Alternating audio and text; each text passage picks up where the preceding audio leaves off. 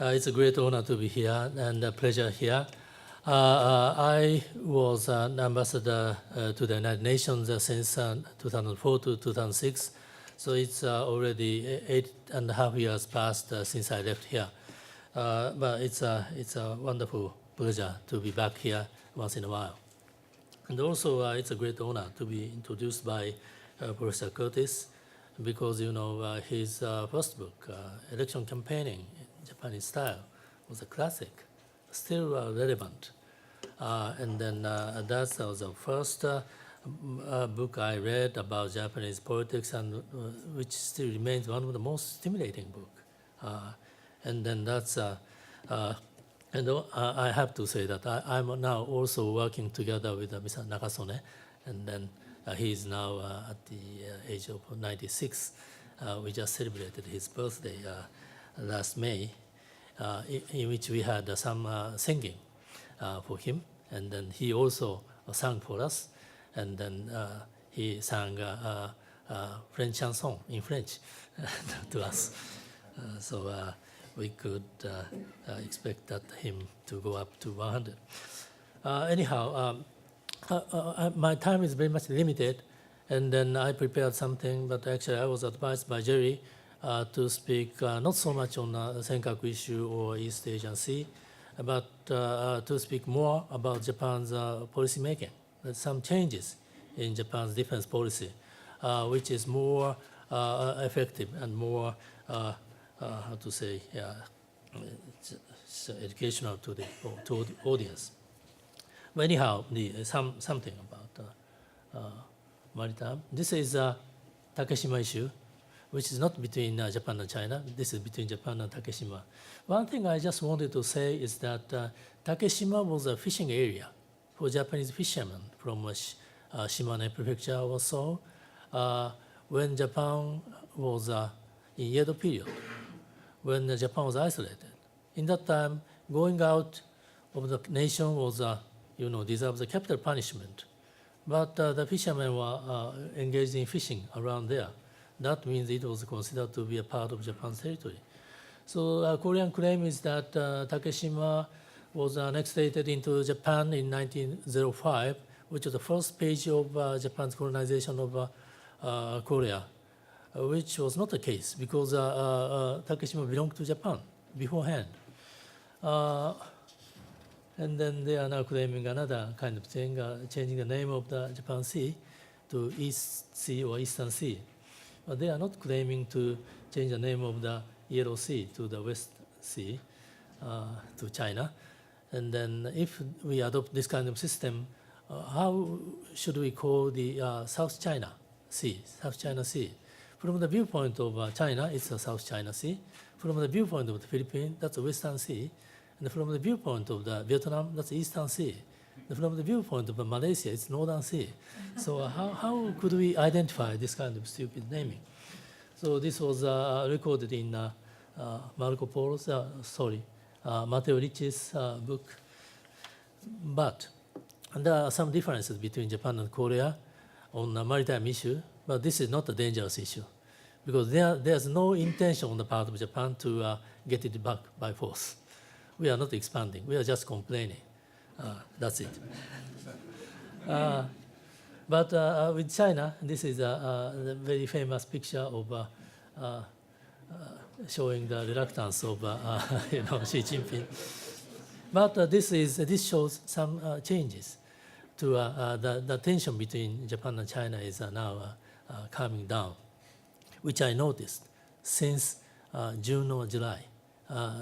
When China was beginning to make some changes for better, then that I can notice that by the many requests of the meeting between Chinese scholars, and then with very friendly words, and then I can notice, they are now changing their pace. And then that was culminated in a summit meeting of ASEAN. But Senkaku Islands was still remaining the issue. This is a map, and then this to the right is the picture of the Japanese people.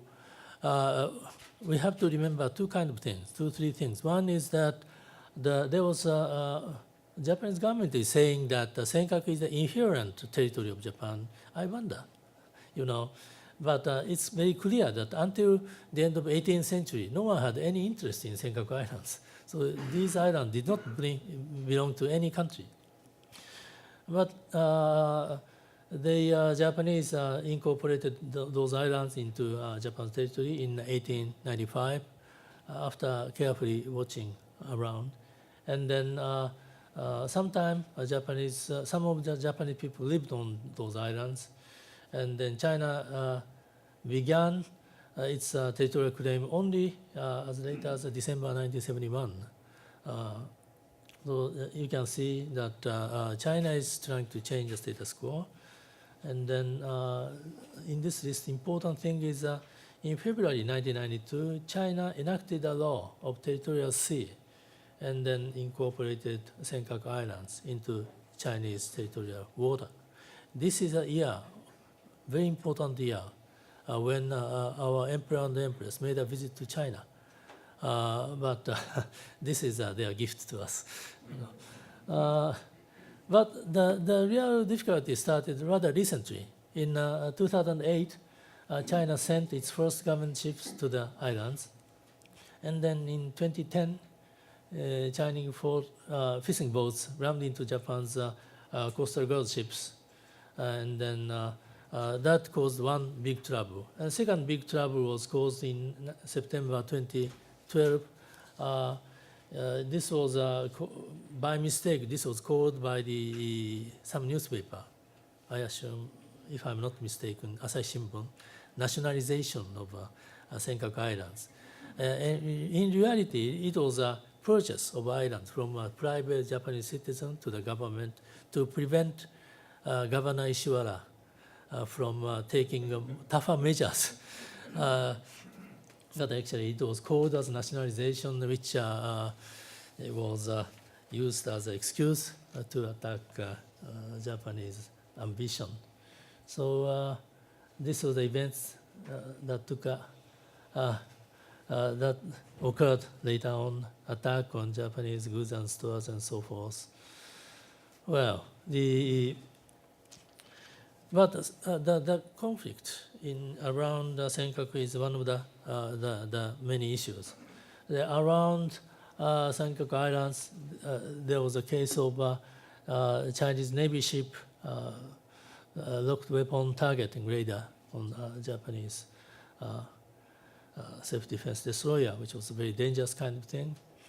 And then next, again, another very much discussed ADIZ, Air Defense Identification Zone issue, was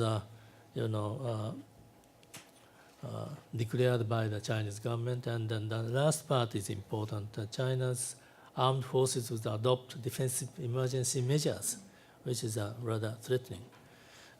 This is not the usual case in the case of the ADIZ is not an unusual kind of thing. It's a common kind of thing, but this message is unusual. And then about South China Sea, as you see, very simply stated, when the first battle was, South China Sea was occupied before 1945 by the Japanese, and the Japanese withdrew. And then there were some claims among many countries. And then the first major battle was on the Battle of the Paracel Islands. And then that was won by the Chinese military. And then there are a couple of things on mischiefs. And all, very simply stated, China began to occupy wider and wider area so that they are now claiming that some Chinese high government official once said that China is demanding only 90% of the South China Sea, only 90%. So for the mercy, 10% is left to others. But the problem is that this is the very famous 9-dash line. The problem is that this includes not only the disputed area, like Spratly or Paracel and other mischiefs, but also it also includes many public sea, where every country has a right to access. But actually, it is rather confined by the Chinese remarks. Then when asked about the reason, and then as you see, I have to add that you have a right within the 12 nautical miles from the island, but beyond 12 nautical miles, it should be a public sea. But there's some confinement constraints of the entrance into those areas by the Chinese authority. So this is something taking place in the southernmost part of this 9-dash area, where they are establishing a full airport runaway. And then another difficulty is, there was agreement about the conduct of the code of conduct. Let's create a code of conduct between the ASEAN countries and the China, but there's no progress at all. Some progress, and then no progress for a few years, and then minor progress, and kind of thing. And while the progress is very slow, China is now consolidating this 90% of the sea.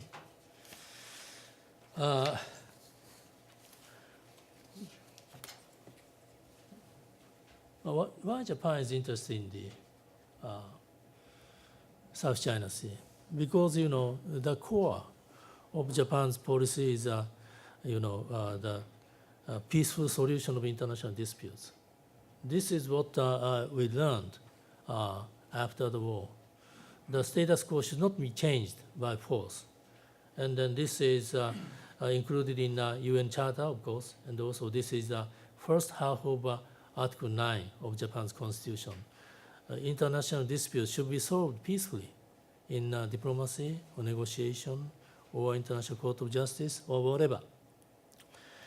But good thing is that maritime communication mechanism is now being discussed after a few years. That's why I say that the tension between Japan and China is calming down.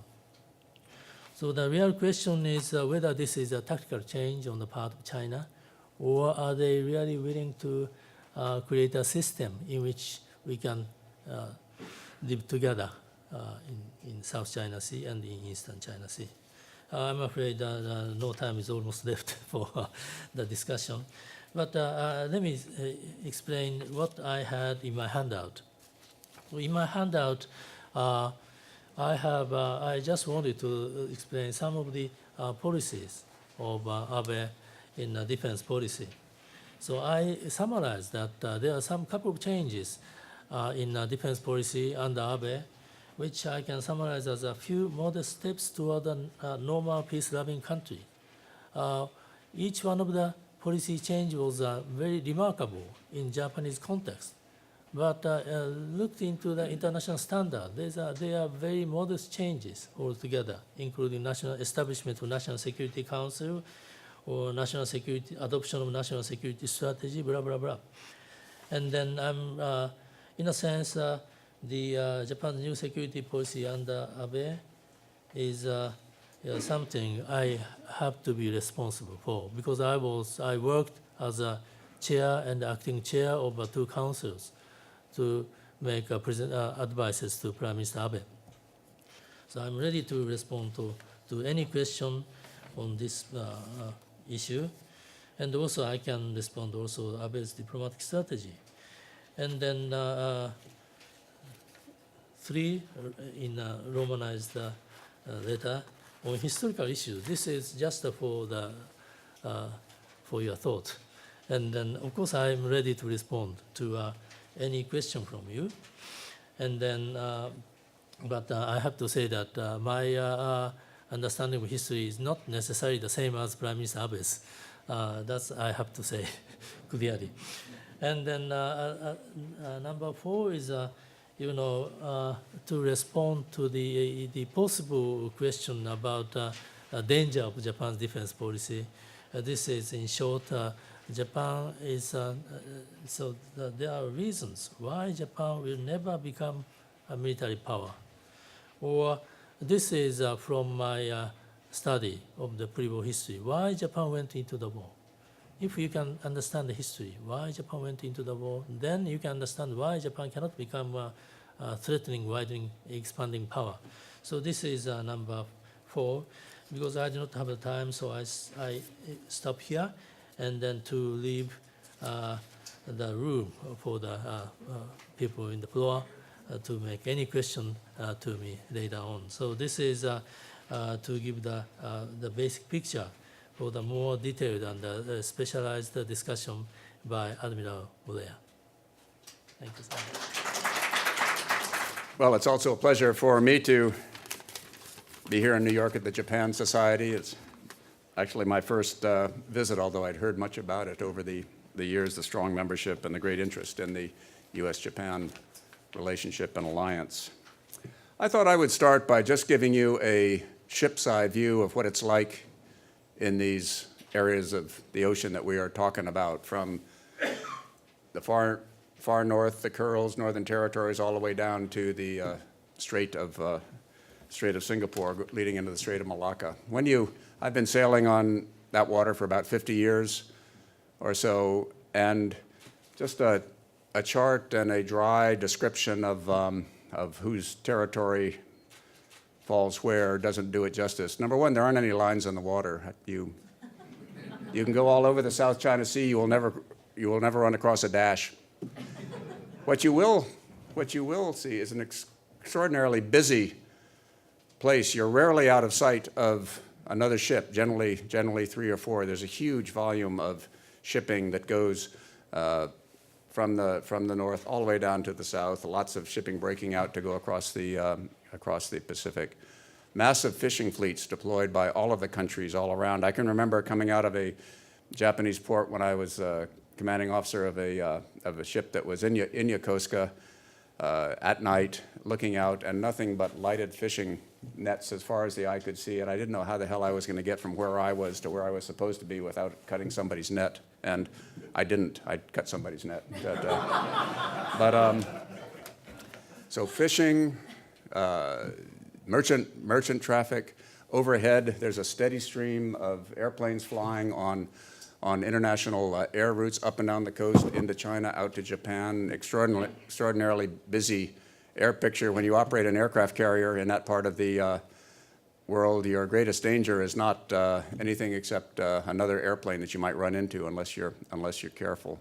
It's also a very dangerous place from a mariner's point of view because of the typhoons that sweep through there, coming from Guam, cutting generally across the Philippines, and they either turn north or they go into to China. So a lot of confusion in the hurricane season when storms are coming through there.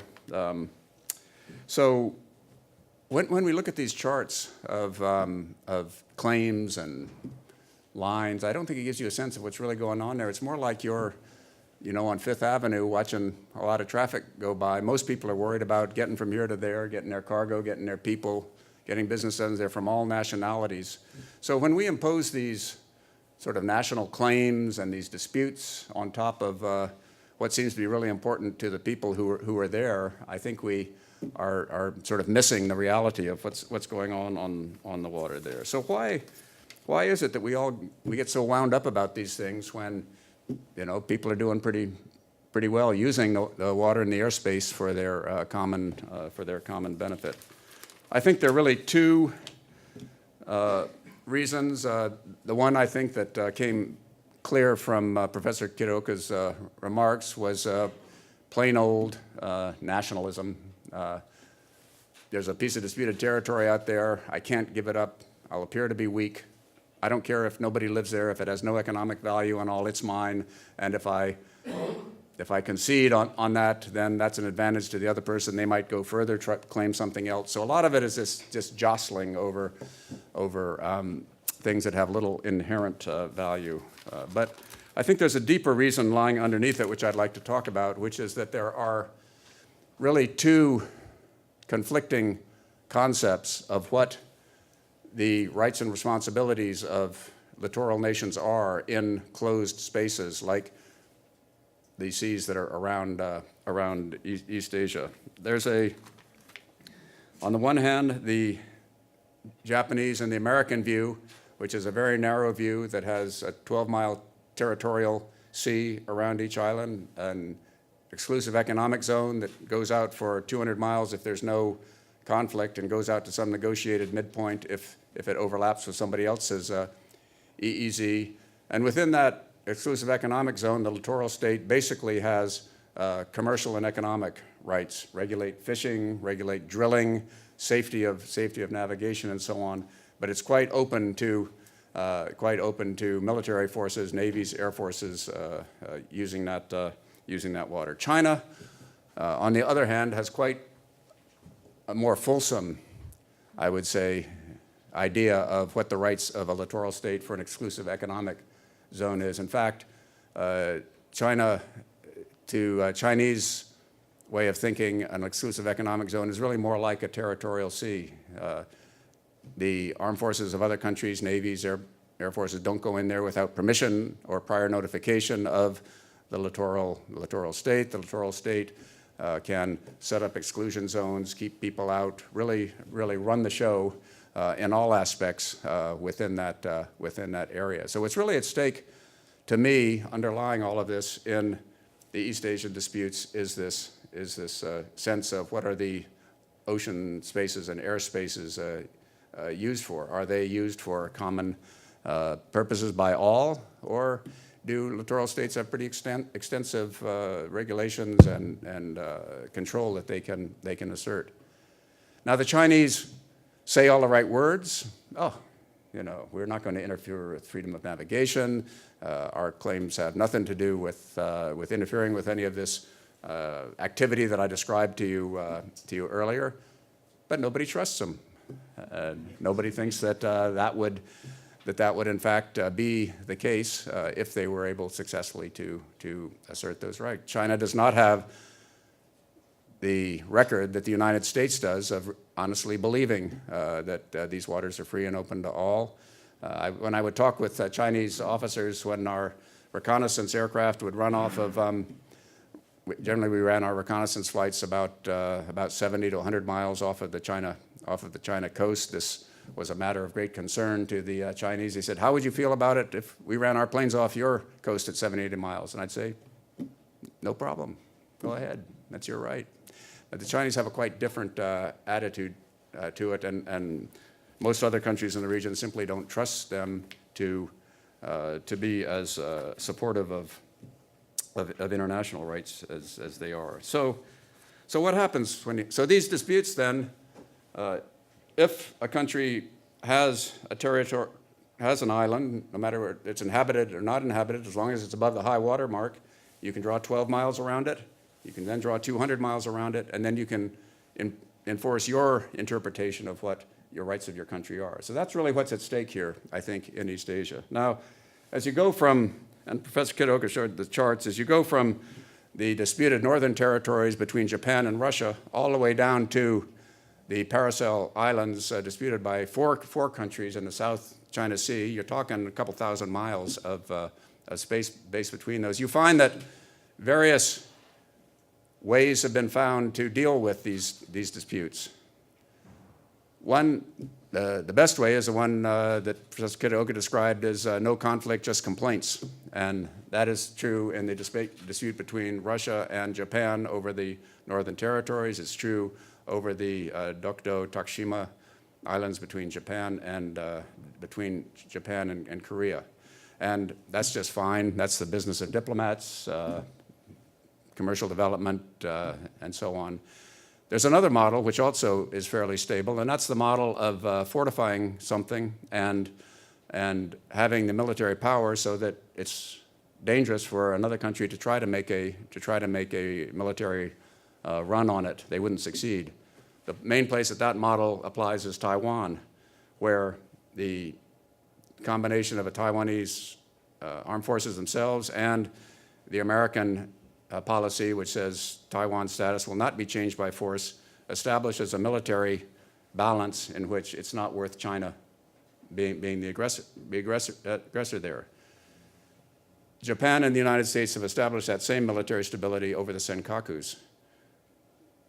Japan has said quite clearly that if China puts any forces on the Senkakus, Japan will come and take them off. Japan has declared that openly in the national security documents that it's published. It is training forces to be able to do that. And the United States has said that if Japan is involved in a conflict, then the U.S.-Japan treaty will come into play. That establishes a military reality on those islands that makes it not worth trying military force.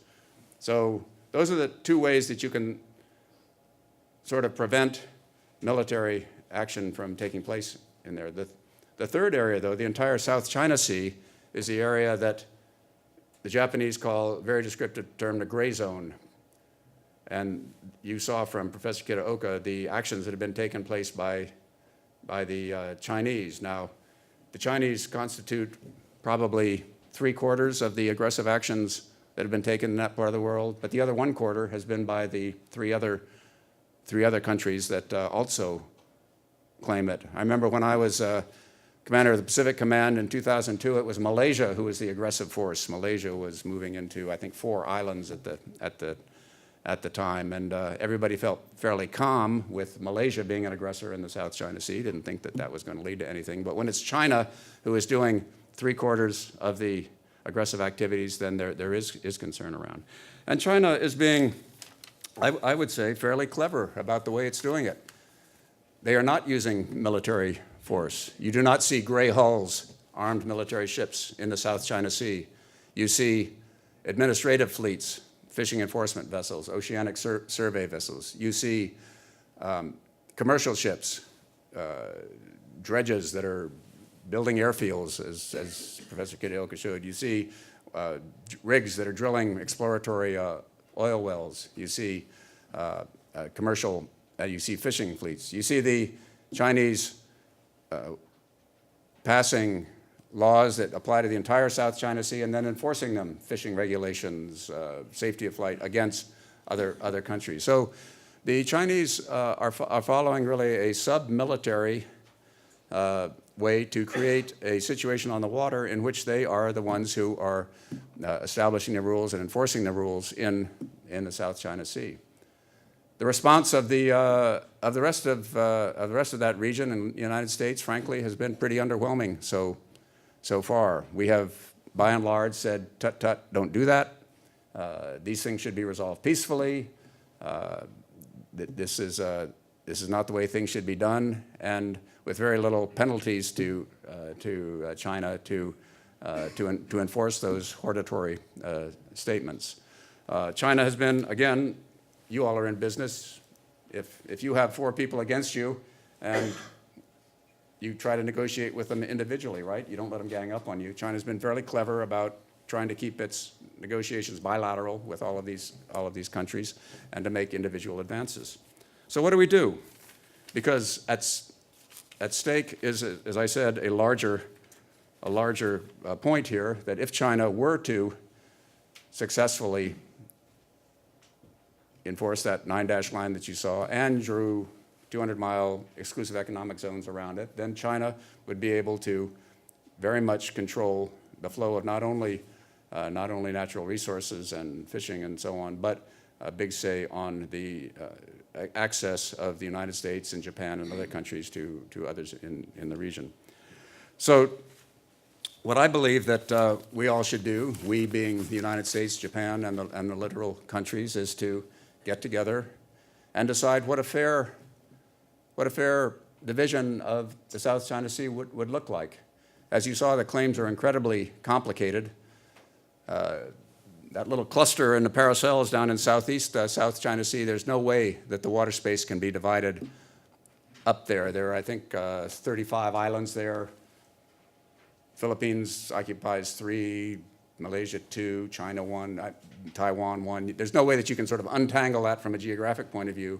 So that will have to be a joint development area in which everybody would benefit from exploitation of gases or oil or fisheries. And that's not That's not new. That's done in other areas of the world. Other places should be divided up. And I think that China would find that it would have a fairly large sector of exclusive economic zone in the north part of the South China Sea.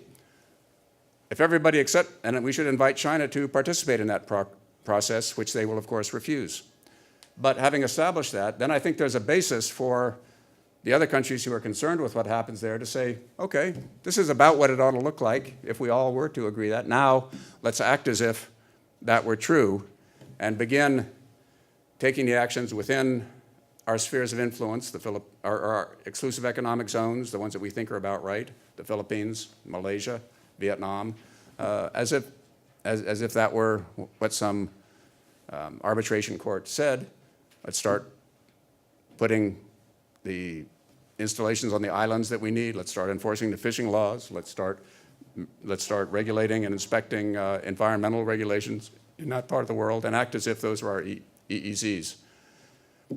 Right now, China is the one with all of the initiatives, and they're very cleverly putting these actions around in order to divide and to undermine regional unity on this. I think the key is for the members of the region, supported by Japan and the United States, who believe that this is the way that the international commons should be regulated, to oppose that and to put an alternative view out there. Be happy to talk more in questions, but why don't we stop there? The first question is this. Can you hear me, by the way? Is this thing on? No, it's pretty low. Right?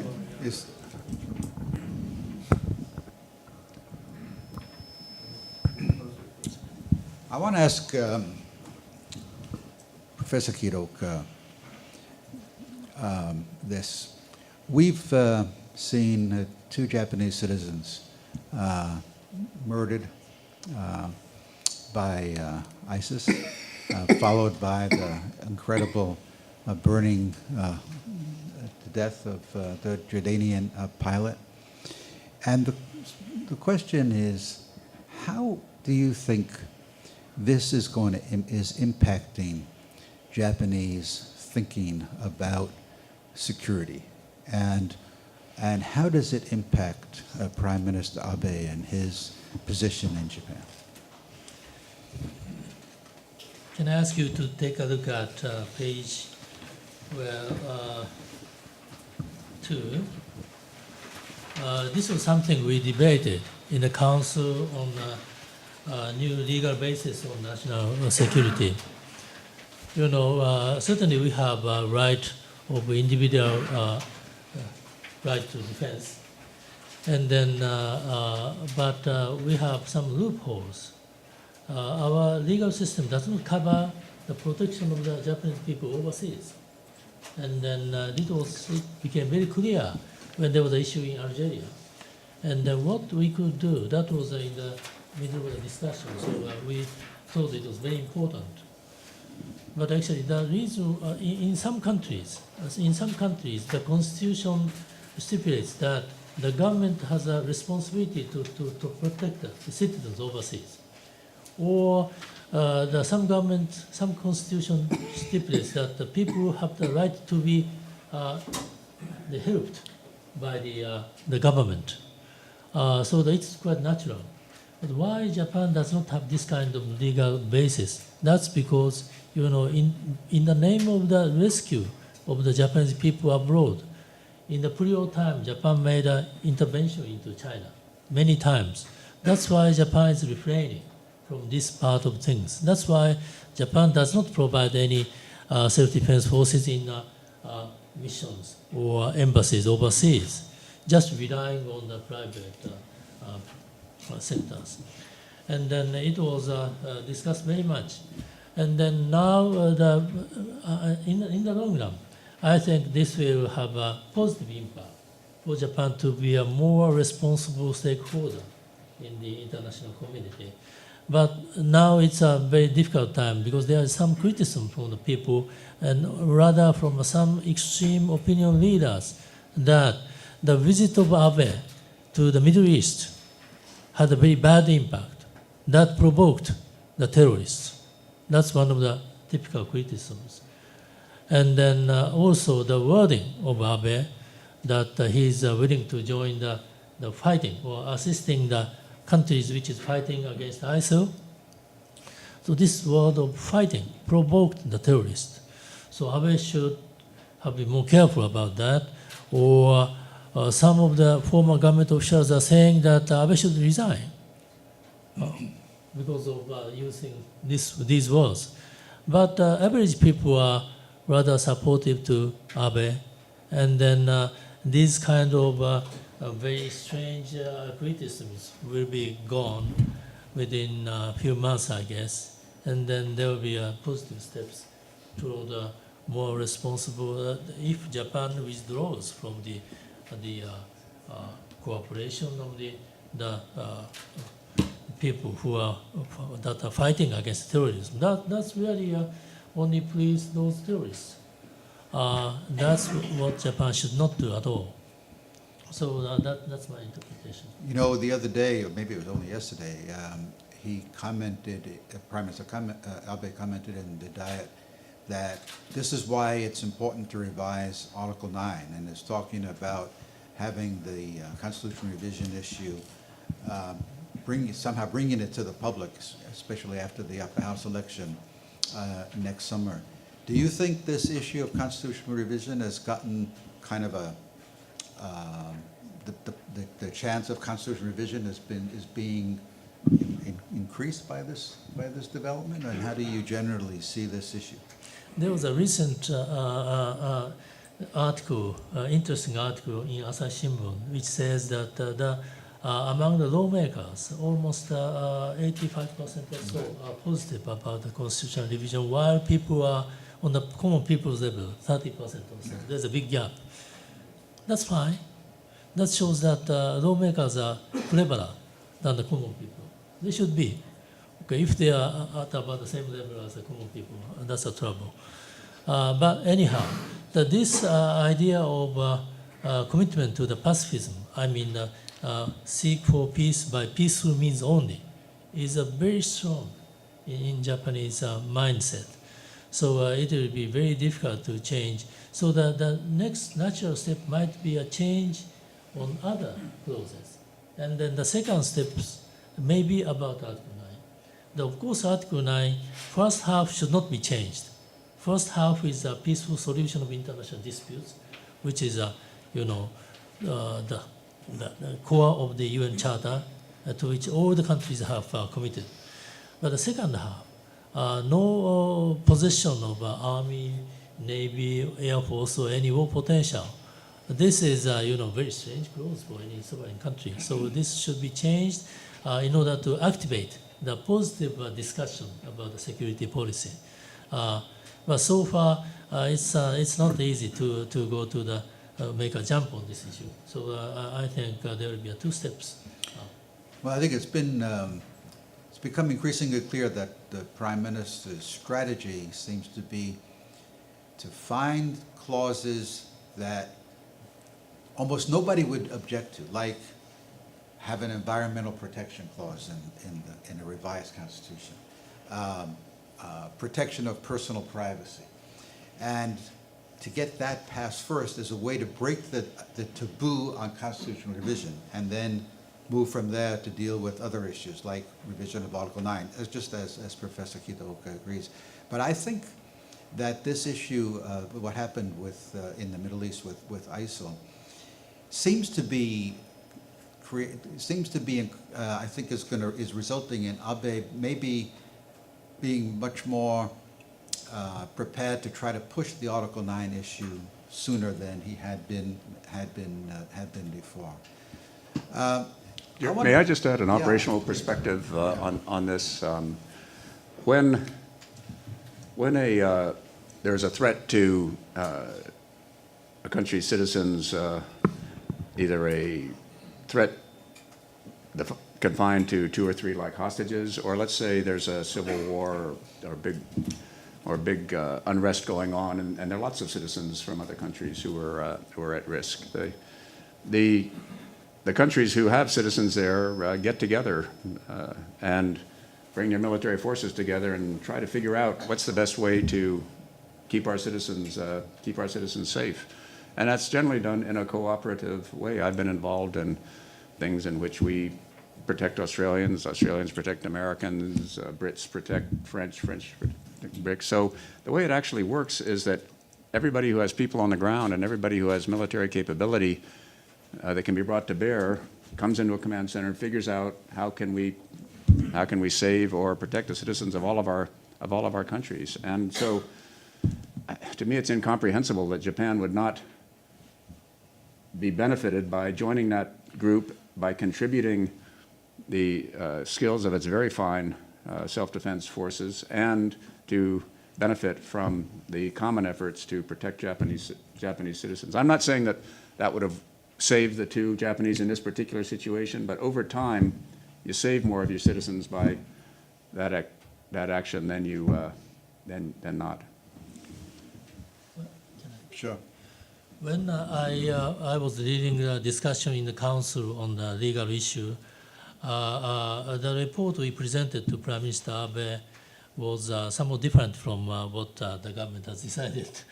You know, we had more emphasis on the effective international cooperation, including peacekeeping operation than others.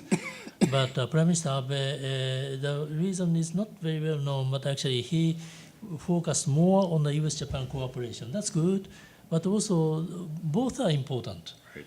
And then that's probably because of the resistance from Komi Party.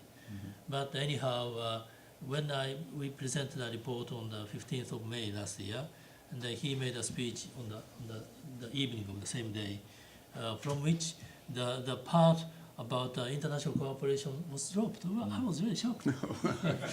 But actually, now they have started to reconsider it, and the consideration is going on.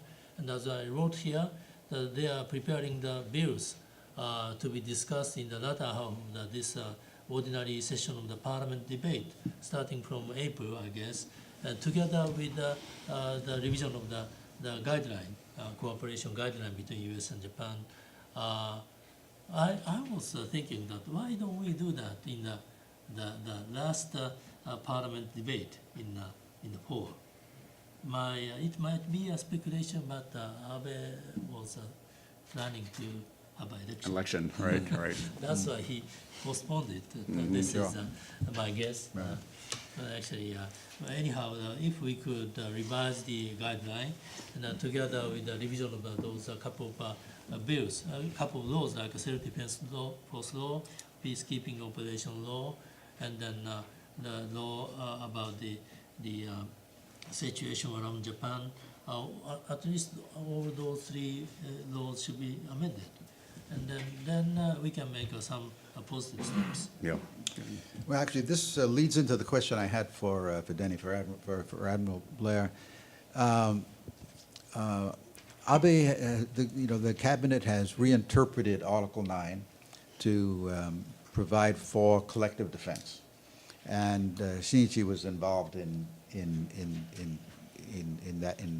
coming up with that reinterpretation, although it ended up being a much more modest one than you had anticipated. So the question is, what difference does it make for U.S.-Japan security cooperation that Japan now has accepted a limited right to collective security? Does it make any difference? And if so, how does it strengthen the alliance, or how does it do whatever it does? Could you comment on that? I think let me ask. Admiral Blair is more qualified. Yeah, that's that's why I asked it. Right. I think that any loosening of the iron restrictions on Japan's use of its armed forces is positive from the point of view of the United States and Japan protecting their own interests in both the region and the world. The problem, from my point of view, is when I operated with the Japanese self-defense force, was that if a contingency were perfectly understood, anticipated, there'd been time for a legal interpretation, and every every ship, airplane, or soldier was carrying out something that was well known and understood, it would work. But there are very few military operations that fall into that category, especially now and in the future. Things get complicated, messy, things come up.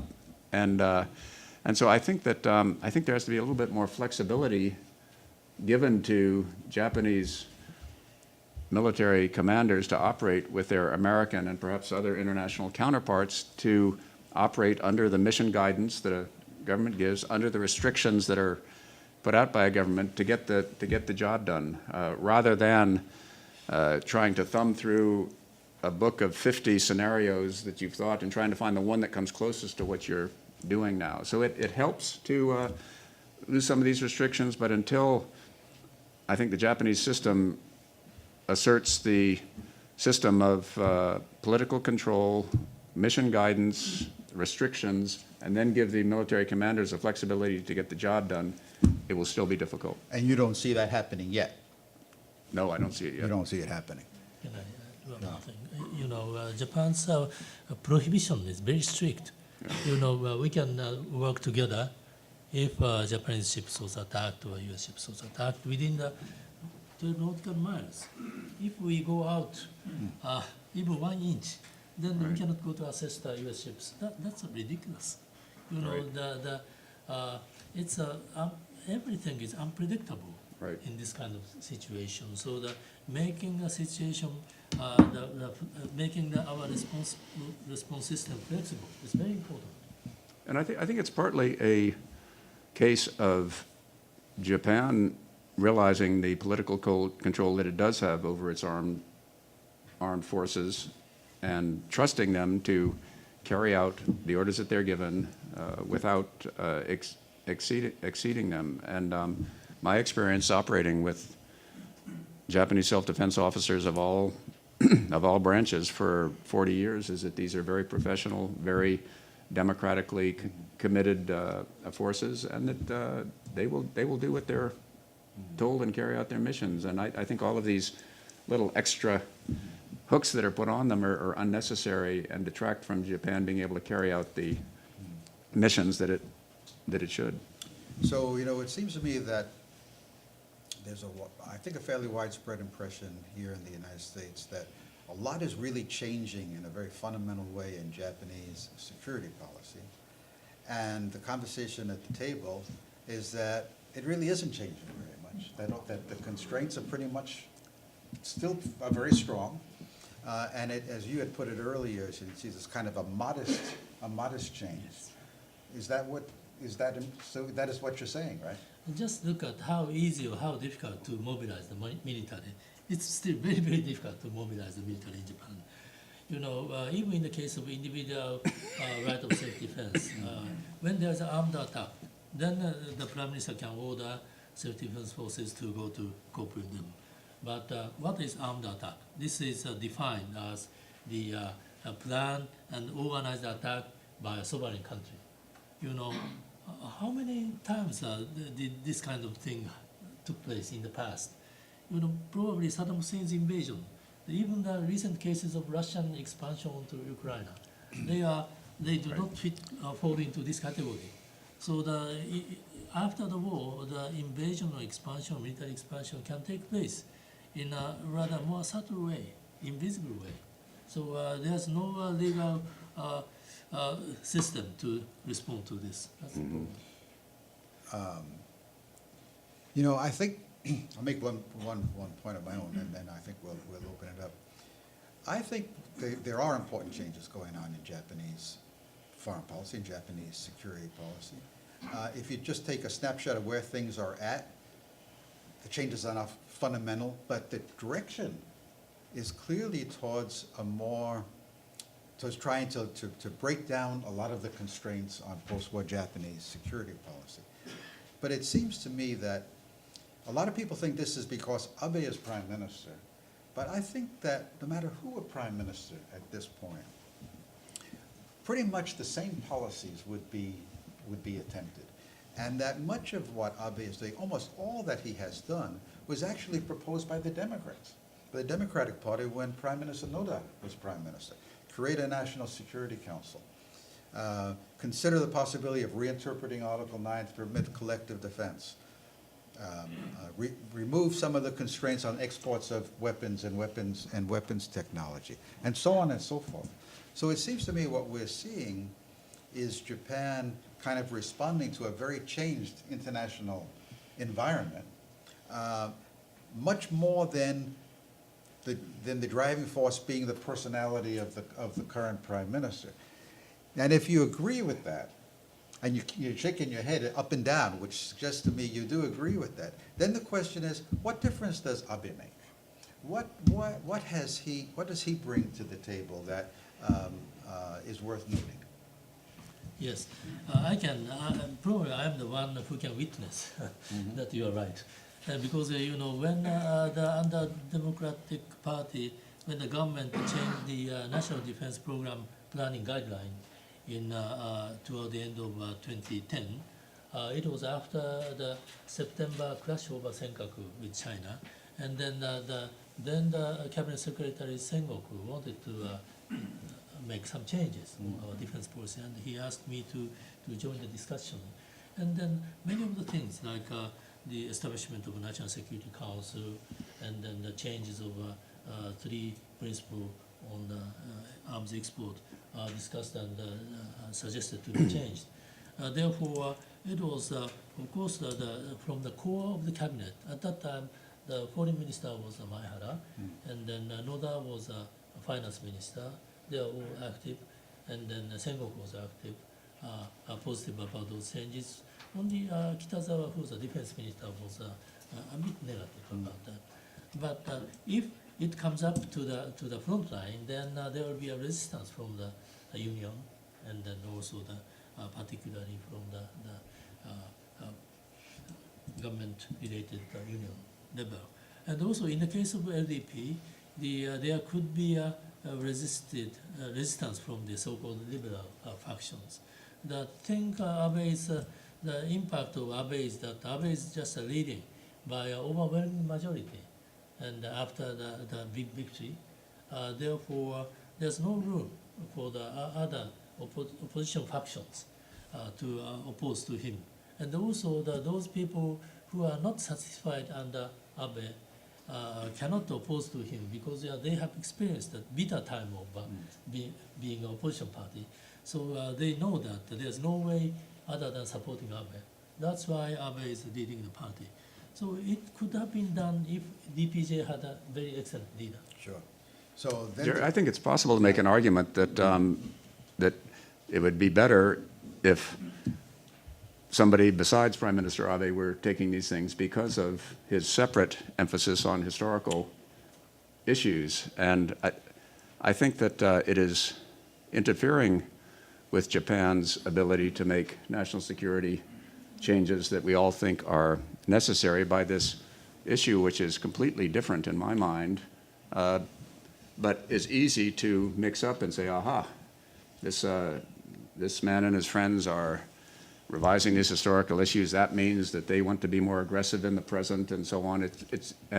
Those are absolutely separate issues in my mind. The Prime Minister Abe feels that this has been something that needs to be corrected from Japan's point of view, and he believes that Japan's armed forces ought to play a more responsible but 21st century and proactive, peaceful role. But it's too easy in the international public relations point of view to conflate those two and discredit and actually, I think, in some cases, slow down what should be better, what should be improvements in Japanese security policy. So, I mean, he's got to do what he's got to do, but I think from an objective point of view, it is perhaps slowing things down rather than helping them.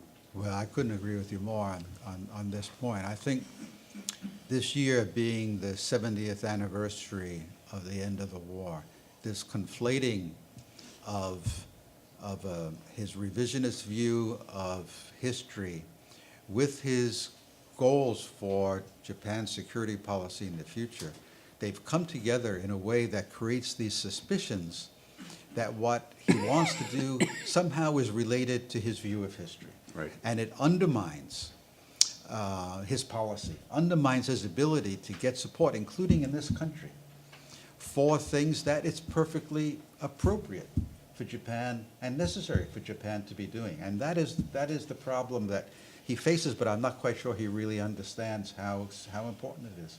What do you think? Well, that's why I said at the beginning that I am responsible for his security policy, but not for his historical perception. Certainly he was supported by two groups. One is a realist, including myself. The other is a kind of ideological right. And then, but while being in the premiership, being as a prime minister, he is now understanding that he could not rely on those the sentimental right-wing people on policy-related matters. But it seems to me that he is comfortable with sitting together with those people. I think this is a good moment for me to open the floor and ask questions. And this is, so I'll call up, when I call on you, please briefly identify yourself, but even more importantly, briefly ask your question. We need questions, we don't need statements. And I'll be rude and interrupt if you go on for too long. I'm Dennis. But don't do it again. Try. May I speak? Yeah. I'm Dennis Slow. I'm a Patron Circle member and a retired physician. My question is primarily to Professor Kitaoka. And I just want to challenge a few things and then maybe suggest. Your portrayal of history is, to me, a Japanese view. 1895 was the middle of the first... Please don't make a statement. Okay. I don't have time. Just ask a question, All right. please, right so away. Here's the question is, wouldn't it be better in your position to be, rather than arguing between Japan versus China, to take a more positive role as an advisor, to take the role that Jean Monnet or Robert Schuman did in mediating the relationship between France and Germany 68 years ago, and try to improve the entire relationship of East Asia, rather than a confrontational gain-loss situation? Then a short answer. Diplomats say that it takes two to tango. In order to make reconciliation, there should be the efforts on both sides. And then we did something. For example, in 2008, when Hu Jintao made a visit to Japan, there was a good agreement between Fukuda and Hu Jintao, in which it was stated that China understands and commends Japanese peaceful development after the war, and then Japan expects Chinese to continue the peaceful rise. And then there was a good exchange of the messages. But since then, after 2008, some kind of different kind of things took place. But actually, if they had such kind of perception of each other, then that should be the starting point. So we should return to 2008. Yes. Katsuo Takeda, Morgan Stanley. Thank you for your insight. I have a question to both Professor Kitaoka and then Admiral Blair. And as the geopolitical risk heightened in 2015, what is top three national security risk to Japan this year? You want to start first? Well, the possibility of terrorism is everywhere. Okay, so that's a kind of danger. Also, so this is not directly related to the security issue, but actually we have a huge accumulated government debt, which is again a big risk. And then I think the Senkaku issue is not too urgent. Those are in the long run, the government debt, and then in the short run, terrorism is in the immediate future. And then in the issues related to peacekeeping operations, the situation in South Sudan is very fragile. So there should be some positive changes in legal measures because, as of now, if Japan's self-defense forces, the partner, if there is soldiers from Rwanda, which are just staying next to Japanese soldiers, and if they are attacked, Japanese soldiers, self-defense forces cannot go to help them. Or there are JICA people who are contributing to the development in South Sudan. If they are attacked, Japan's self-defense forces are not able to go to help them. That's ridiculous. Dan?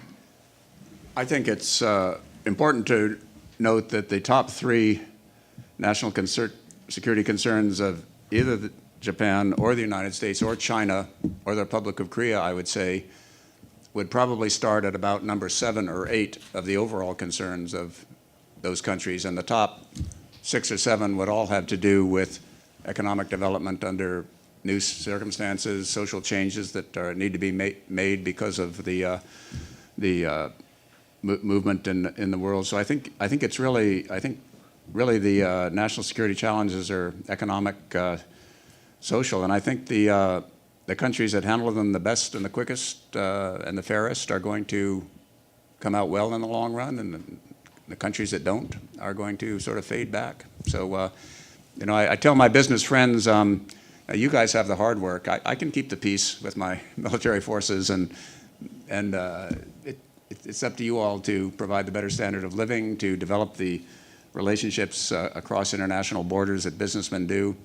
Military stuff is win-lose.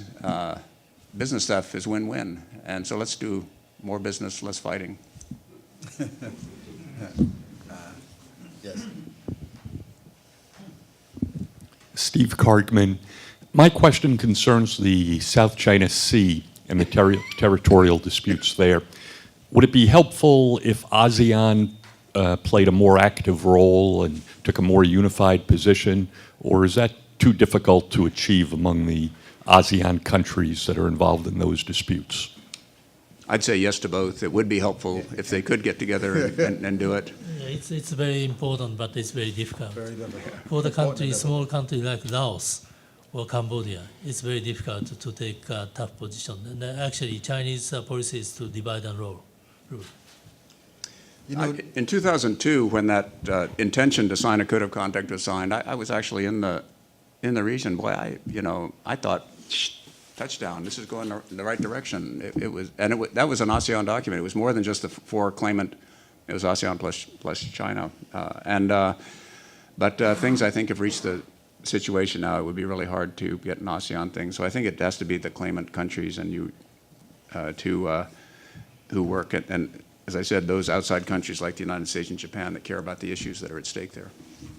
Let me ask, I want to ask both of you to comment on Okinawa. The general election that was held in December, the LDP lost in the single-member districts in all 4 of the Okinawa constituencies. In the governor's election, the LDP candidate lost to a candidate who was opposed to the relocation of the Futema base to Henoko. Okinawa has what, 5% or so of all American bases in Japan are located in Okinawa. How do you each see this issue of Okinawa in the U.S.-Japan alliance and in Japanese security policy unfolding, and how important is it? Benny? Well, I don't like that statistic, with 1/4 of the members of the Japan Society are in this room, so something. I mean, Okinawa is about the size of Oahu in the Hawaiian Islands. It has roughly the same number of uniformed Americans in it. On Oahu, those of you who have visited probably are not even aware, if you go to Waikiki and around the island, that there are that many people there. Why? Because they're out. Their training areas are out on the north part of the island that are not interfering with the rest of the residents. There's a good relationship. The problem in Okinawa is that the U.S. bases were built in the logistics dumps that were used to take the island over in 1945, and that's where we did it. So that's where the population center is. These helicopters are in downtown Futenma, you know, as if you were flying out of Central Park, helicopters to do routine military operations. So I think if we can continue the momentum of moving the troops north into the underpopulated part of Okinawa, where they can do the things they have to do to stay ready to maintain the security of both Japan and the United States in a way that does not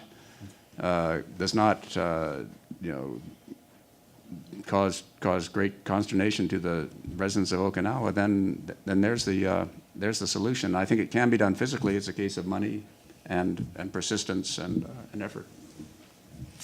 I think, I don't know what the plan the government has as of now. They are planning to persuade. Whether they can be persuaded, it's a big question.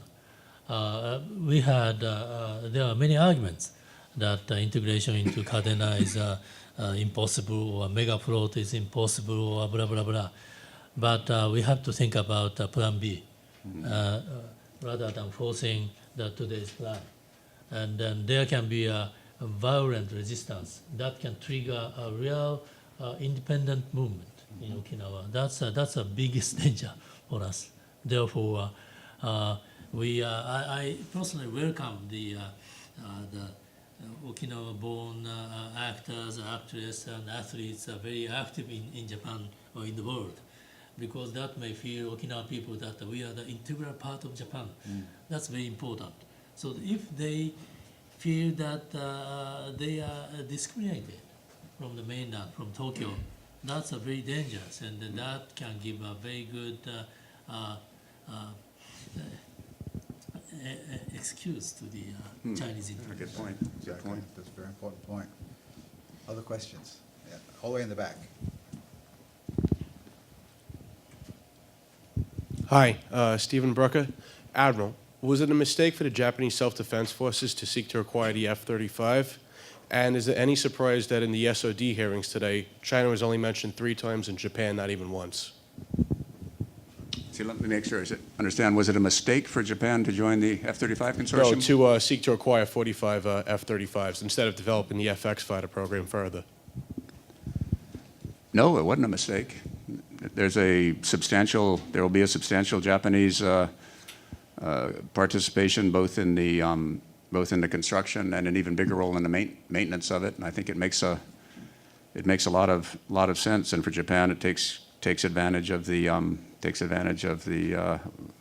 law of large numbers in terms of keeping the costs down.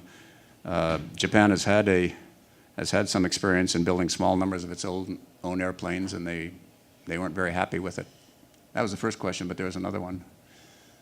I can't remember the second question you asked. There was a Secretary of Defense hearing today that China was mentioned 3 times and Japan not even once. Is that any surprise? Well, you keep an eye on your competitors and have confidence in your friends. Okay. Who else? Back there. Hi, my name is Saga Krishraj. I work for the City of New York. I just want to know, what's the status of exploration and drilling in the East China Sea, and are there big finds there? And if they found something very big there, would that precipitate, the Admiral was talking about these sub-military things that are going on, and it's aggressive, but it's all low-key. Would that precipitate an escalation? This was something I had in the PowerPoint. There was agreement in, as I said, in May 2008 between Fukuda and Hu Jintao, and that was not honored by the Chinese. They are doing some irregular activities, and then the joint development is now suspended. You know, from a realistic point of view, it's impossible financially and militarily to build, maintain, and exploit a oil or gas rig out in the water unless there's some political agreement on how the profits will be spared and countries around agree on it. You just can't it's too easy to cause problems with an oil rig out there. I don't care if it's an American oil rig and it's the Zambians who are having trouble. 24/7, 30 years worth of oil is not something you can protect militarily. So, what sort of gets me about all of this is that there's going to be no development of undersea hydrocarbon resources in the South China Sea until there is a political development. And to pretend that military force or declarations of sovereignty are going to convince a big oil company to sink $20 billion over that much of time are crazy. So I think the only answer is joint development. The other fact is, maybe some of you all are from the big oil companies. I've talked to their economists and geologists seriously, and no one knows what's in the South China Sea. Wildly different estimates. China's estimate is much higher than everybody else's. The people who do it for a living say I don't know. So this is big terra incognita in this issue. The security and other issues are much more important than the resources. As far as you have money, you can purchase any resources from all over the world. Therefore, the resources is not the first priority. Yeah.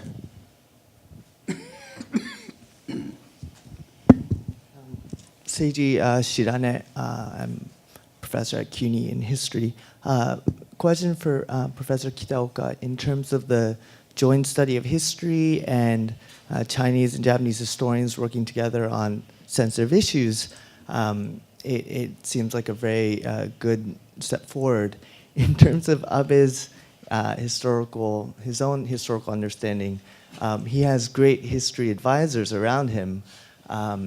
What is the role that historians can play in terms of showing the Chinese sort of community that Abe's view of history is not representative of Japanese, and that are there ways that realists and other Japanese historians can sort of have a bigger voice in terms of Abe's own views on history? Well, the Japanese historians are dominated by the Marxist, old left type of people. So I do not have much respect for them. And and then I do not hope that they have a big voice. Anyhow, I can tell, but the historiography can be much more influenced by politics in China rather than in Japan. When we started the joint study of history between Japan and China in 2006 December, it was under Abe. Abe started together with Hu Jintao, and then it went on smoothly until May 2008. That's why I remember this month very well. And after that, there was another rise of nationalism on the part of China, starting from a Tibet incident. And also it was accelerated by the Olympic Games. And then China, the tide has changed completely. And also it was related to also the power battle among the Communist Party members for the next leader. Therefore, it became very difficult to continue.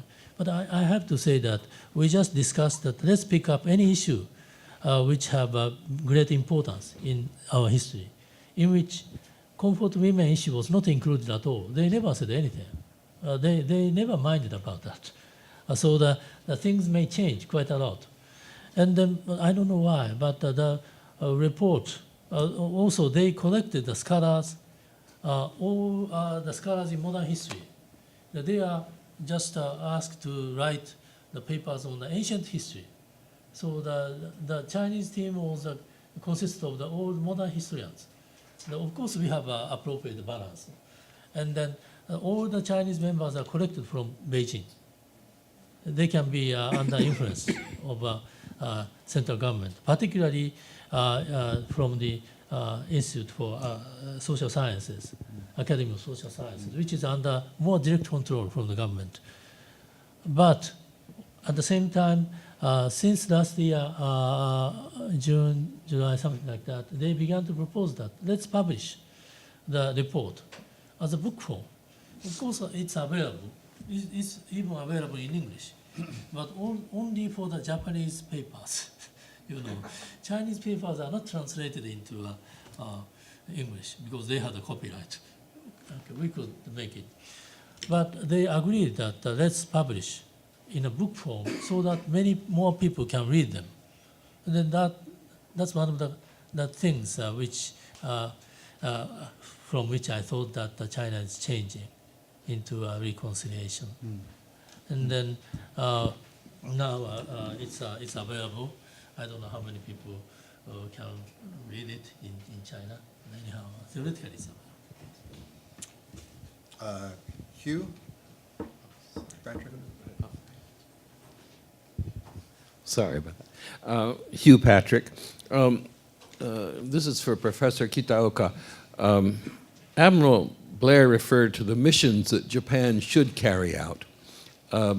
Is there a consensus in Japan as to what missions it should carry out? And if so, what are those missions? Well, I wrote something in my handout about more proactive contribution to peace. You know, in Koizumi's time, Koizumi interpreted everything in the framework of a US-Japan alliance. But I think we need two wheels. One is international cooperation as an important member of the international community. This is typically under UN framework. And also in our vicinity, in East Asia, we should work together with the United States. And then our mission in the United Nations is, using the word of my friend David Malone, who was here many years ago. He says that he likes the Japanese peacekeeping operations, but he doesn't like the way the self-defense forces behaves in the peacekeeping operations. They are engaged in all peaceful, safe missions. But you think there's a growing, if not a consensus now, a growing consensus, a growing agreement in Japan that the self-defense forces should engage in, say, PKO operations in a much more proactive way, including the use of force? But I think there are some differences among three services. The counterpart of Admiral Blair, the maritime self-defense forces are so much accustomed to work together with the U.S. Navy. But other two services are not so much accustomed to the working together. Then I really wonder if the ground forces can play an important role in the area, which is very far from Japan. Okay. But still, they have some. They are training some special troops in, which is I hope will become a very good forces. I think you're right that the change of mission is the greatest for the self-defense forces. I mean, they were built, raised, and trained on this territorial defense of Japan concept from the Cold War, and it's always difficult to adjust to entirely different circumstances.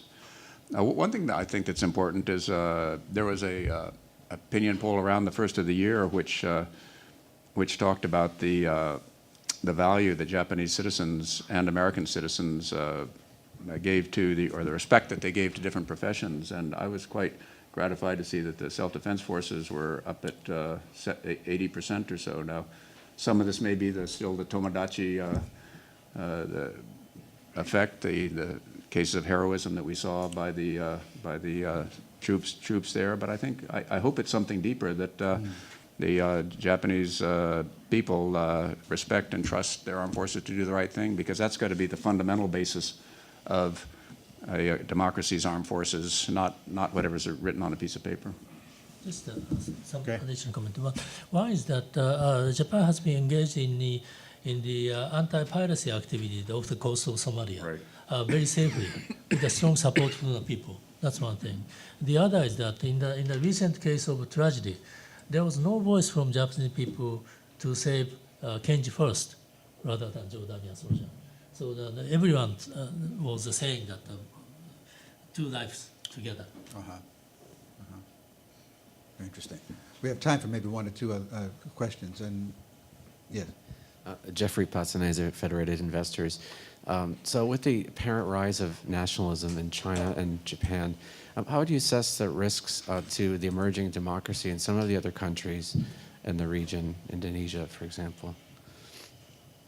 I'm sorry, how do you assess the How risks would you of... assess the risks of a setback in emerging democracy in the region? So Indonesia is a good example. It's a bit more democratic, but with the rise of powers of Japan and nationalism of Japan and China, there might be a setback in progress towards moving away from military I see. control. So how does nationalism in China and Japan possibly Yeah. affect the democratic emergence in other countries in Asia? Correct.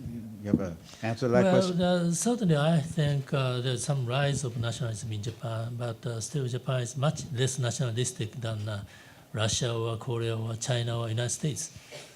Definitely. And even in the case of Yasukuni Shrine, if Abe wanted to make use of nationalism, then he should have identified the date of his visit so that he can mobilize the nationalistic sentiment, which he avoided. But he made a visit alone, quietly. It's a very interesting question. Conventional wisdom is that most other countries in Asia admire what China has done economically, 500 million people out of poverty, tremendous economic progress, double-digit GDP growth over a long period of time. But they would much rather have the more open, hurly-burly democratic systems that you see in democracies. So I think if you woke them up in the middle of the night and asked them what they'd like, they'd say, "I'd like Chinese growth with a democratic framework." One final question to Shinichi here. Abe invested quite a bit in trying to develop a good relationship with Putin and in trying to see if there was a way to resolve the Northern Islands problem. Of course, all this got set back by Russian actions in Crimea and in the Ukraine generally. But how do you assess the state of Japan-Russian relations and the prospects for improvement? But it's very difficult to answer, but actually the big difference between the Cold War time was that Russia was very much dependent on the trade and business transactions with the West. So Russia is vulnerable against the sanctions. And then also hit by the low oil price. So Russia is in a very difficult situation. That's probably why Abe is still thinking about the bargain on it. But big disappointment for Abe is probably the abduction issue. I'm sorry, say it again? The big one? Abduction issue. The abduction issue with North. I don't know why he just wanted to make some initiative in the last June or July.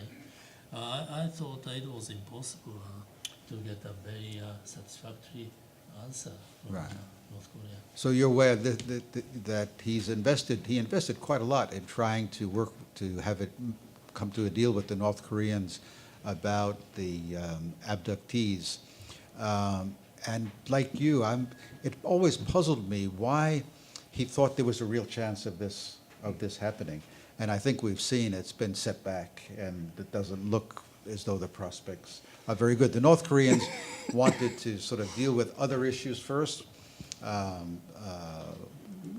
Japanese brides that had of Koreans that went to North Korea and can't get back, and to try to extract some Japanese financial support in the process. But I think Abe is taking to the position they have to deal with the abductee issue first, and that's not going to happen. So it looks like not much is happening on either the North Korean or the Russian front. Is that right? I guess that Mr. Abe might be a very good person. He's not cold enough to be a great statement. So he is always thankful for the people who supported him when he was still a young politician, and also those who supported him when he was out of power. That's my guess. I don't know. You know, one thing on Russia, Jerry, I think it's worth remembering that I don't think Putin thinks of Asia and Russia the way he thinks of Russia west of the Urals. That's where his sort of Rus heart is. I think that he looks at Asian Russia as more of a bargaining chip and place where you could do deals. It doesn't have that heart to him that the Crimea and others do. So I think that you know, the Japanese have sensed that he's ready to deal on some issues that are important to them, and that's what you're seeing. I mean, I'm glad that the Japanese have not gone forward with that deal, because the kind of things that Putin is doing in Europe are bad. But I think there is sort of a distinction between Asian Russia and European Russia. Only choice for Putin is that whether to become much more dependent on China or to make some easy concession to Japan. Exactly. Well, we've run out of time. There's a reception right here outside in the foyer area here.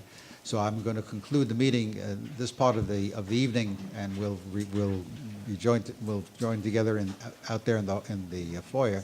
But I would like all of you to join me in thanking our two speakers tonight.